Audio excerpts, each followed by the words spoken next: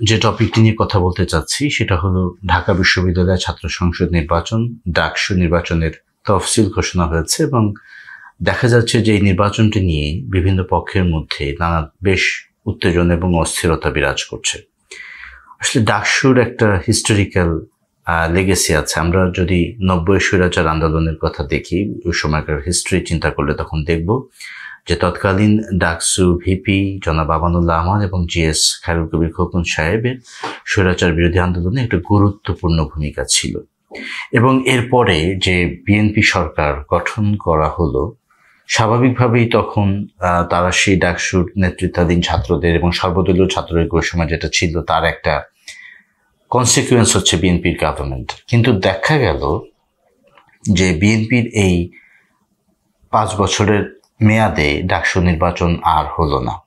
এর একটা বড় কারণ মনে করা হয় যে 90 দশকে সামাজিক চুক্তি করা হয়েছিল এবং একটা পরিবেশ পরিষদ করা হয়েছিল, যেটার মধ্য দিয়ে আসলে কয়েকটা সংগঠনকে ক্যাম্পাসে কাজ করতে দেয়া হবে না, এরকম একটা সিদ্ধান্ত প্রগতিশীল ছাত্র সংগঠন বা বামপন্থী ছাত্র সংগঠনগুলো মিলে নিয়েছিল। এবং হিস্ট্রিতে আরও দেখা যাচ্ছে যে 91 সালের মে মাসে জামাত ইসলামীর তৎকালীন যিনি সেক্রেটারি জেনারেল ছিলেন মৌলানা মতিউর রহমান নিজামী, তিনি যখন একটা প্রোগ্রামে অংশ নিতে ঢাকা বিশ্ববিদ্যালয়ের ক্যাম্পাসে গিয়েছিলেন, তার উপরে আক্রমণ চালানো হয়েছিল। সেই ছবি এখনো আমরা যদি ইন্টারনেটে ঘাটাঘাটি করে আমরা হয়তো পাবো।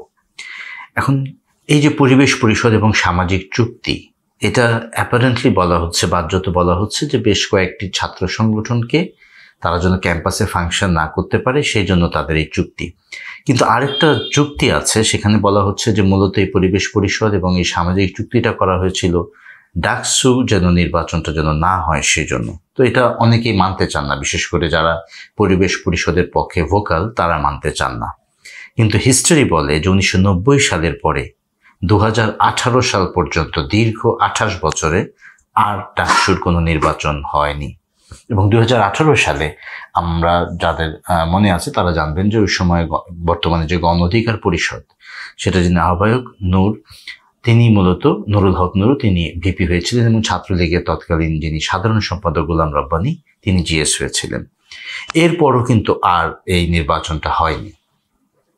অর্থাৎ বাংলাদেশের হিস্ট্রিতে দেখা যাচ্ছে যে পলিটিক্যাল গভর্নমেন্ট আসলে এই ছাত্র সংসদ নির্বাচন, বিশেষ করে ডাকসু, এই নির্বাচনটা হয় না। এটা হচ্ছে হিস্ট্রি।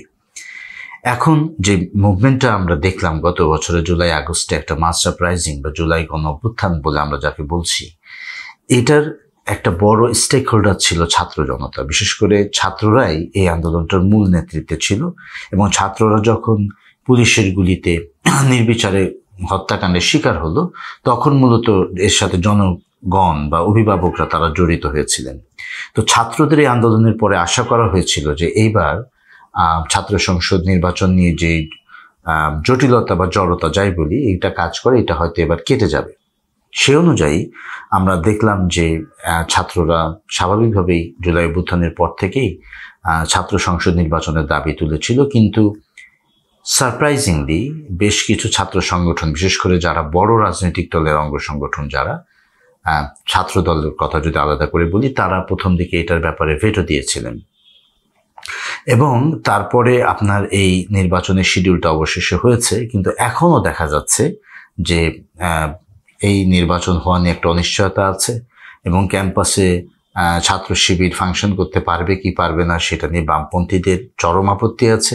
সর্বশেষ ঢাকা বিশ্ববিদ্যালয়, আমরা জানি যে এবারে জুলাই অভ্যুত্থানের 1 বছর পূর্তি উপলক্ষে টিএসসিতে ছাত্র শিবির একটা প্রদর্শনী তারা করেছিল। সেখানে কিছু ছবি উত্তোলনকে কেন্দ্র করে বামপন্থীদের একটা ছাত্র সংগঠনগুলো একটা আন্দোলন করেছিল। পরবর্তীতে ইউনিভার্সিটি দেখা গেল যে হলে, মানে যেই হলগুলোতে কয়েক মাস আগে ছাত্র শিবির পানির ফিল্টার দিয়েছিল এবং সেটা খুব ওয়ার্মলি রিসিভড হয়েছিল, ছাত্ররা খুব সাদরে গ্রহণ করেছিল, হঠাৎ করে দেখা গেল যে ছাত্ররা সেই ফিল্টারের বিরুদ্ধে খুব সরব হয়ে উঠল। এটার একটা ব্যাখ্যা হচ্ছে এরকম যে ছাত্র দল একটা হল কমিটি দিল মহসিন হলে। সেই হল কমিটিতে দেখা গেল যে যারা ঠাঁই পেয়েছেন তাদের বেশিরভাগই হলে ছাত্রলীগ করতেন গত আওয়ামী লীগ সরকারের মেয়াদে।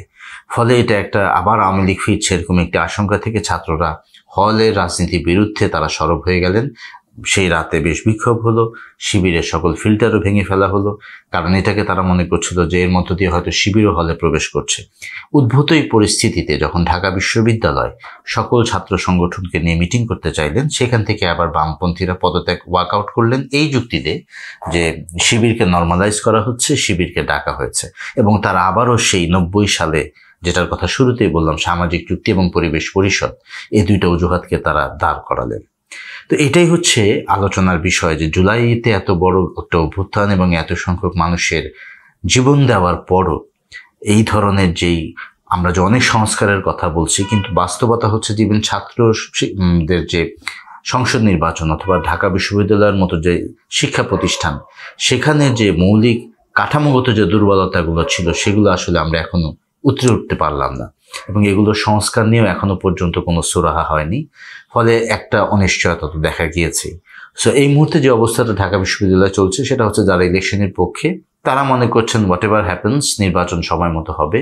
আবার কারো কারো মধ্যে এটা নিয়ে অস্বস্তি আছে, এবং এই হলের রাজনীতি থাকবে কি থাকবে না, হলের রাজনীতি না থাকলে ক্যাম্পাসে কিভাবে রাজনীতি থাকবে, এটা নিয়ে এক ধরনের দোদুল্যমনতা আছে।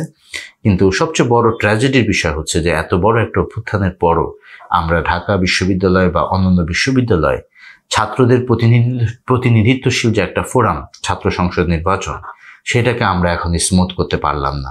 এবং এটাই হচ্ছে আমি বলবো যে জুলাই অভ্যুত্থানের অন্যতম একটা সীমাবদ্ধতা। আমরা আশা করব আগামীতে এখনো যে অন্তর্বর্তী সরকার আছে তারা এই ব্যাপারে সতর্ক হবেন, তারা এই ব্যাপারে তৎপর হবেন, কারণ আমাদের পূর্ব অভিজ্ঞতা বলে যে রাজনৈতিক সরকারের আমলে এই ধরনের ছাত্র সংসদ নির্বাচনগুলো অনুষ্ঠিত হয় না। আমরা বিগত 90 সালের পরে 28 বছরে দেখি নাই, এবং 2018 সালের পর আজকে 25 সাল আমরা দেখিনি। সো আমরা আশা করব অন্তর্বর্তী সরকার তাদের অন্যান্য অনেক সংস্কারের মধ্যে ঢাকা বিশ্ববিদ্যালয় সহ প্রত্যেকটা বিশ্ববিদ্যালয়ে ছাত্র সংসদ নির্বাচন যেন হয় সেই ব্যাপারে তারা কার্যকর পদক্ষেপ গ্রহণ করবেন। সবাইকে ধন্যবাদ।